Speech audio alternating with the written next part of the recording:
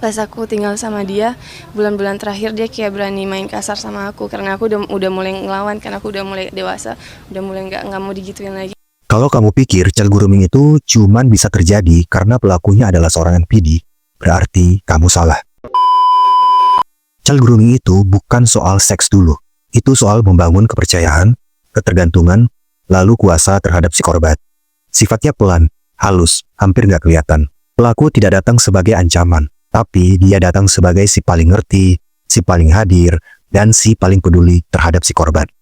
Di budaya timur, seperti di Indonesia, anak dibesarkan untuk patuh, diam, dan jaga nama baik keluarga. Sebenarnya bagus sih, tapi kalau tanpa batas yang jelas, patuh bisa berubah menjadi celah terjadinya child grooming. Banyak anak yang tidak melawan karena takut dianggap kurang ajar.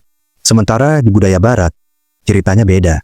Anak didorong cepat dewasa, cepat mandiri, cepat punya pilihan. Masalahnya, kebebasan sering disamakan dengan kesiapan mental. Kuasa atau kontrol itu tidak selalu memukul atau menyakiti.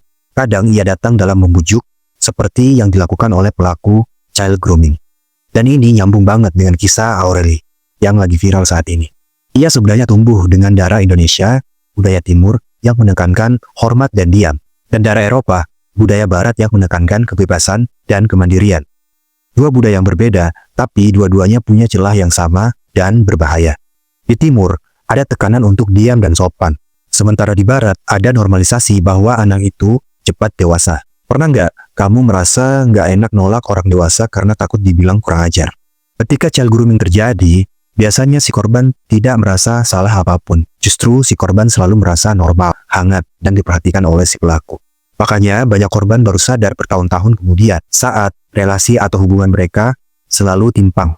Saat mereka bingung ini cinta atau kontrol.